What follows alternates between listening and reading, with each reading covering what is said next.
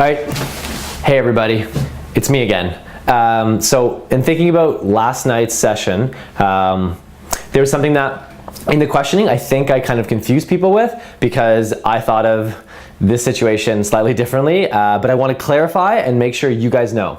This is the binomial approximation using the normal. This is in the chapter 8 stuff. And so the question is, what do you do with the 0.5 stuff? And I want to show you the 3 cases and clarify because I think I said it incorrectly and I want you to make sure you have this right. So when you're using, you have the binomial, you have all these bars in your binomial, and if they need you to use the normal curve to approximate, it looks like this green line is your normal that overlaps the binomial.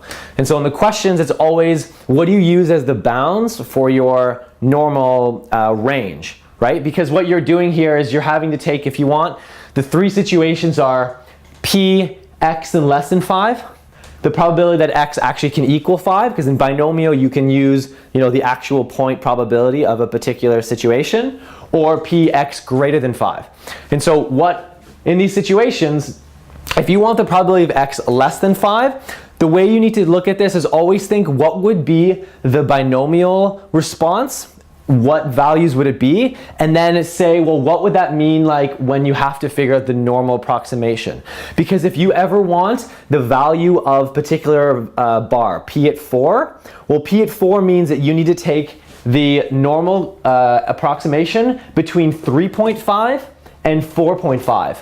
Because the width of the bar, right, you're trying to find the area of this bar, and the width of the bar is 1. Like 1 unit, 1 integer value. And so you always have to go 0.5 to the left and 0.5 to the right. So in the 3 cases, the first one, probability that x is less than 5. So first think about what does that mean in the binomial life? That means that you need 4, 3, 2, and 1, right? You need here over. So if you need 4, 3, 2, or 1, then you need to go in the normal, you need to go the probability x is less than 4.5, because you need 4, 3, 2, 1. So 4 is your highest one, and for 4 you need to go, the outside bound is 4.5. When people ask that question, I think in lecture I said 5.5.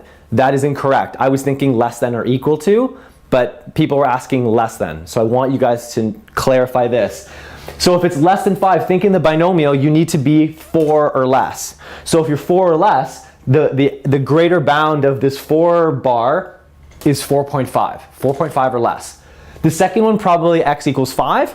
This is the one where you just add and subtract 0.5. So x equals to 5 means the bounds from 4.5 to 5.5. That is the range in which you take your p-values from 4.5 and subtract them from the p-values of 5.5 to get the area.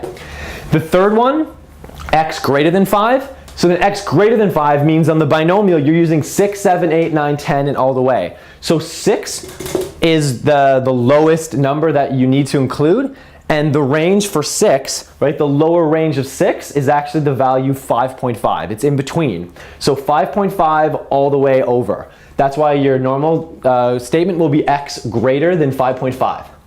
Hopefully this cleared this up. Good luck on your exams. Rock it. Thanks very much. We'll see you guys for finals.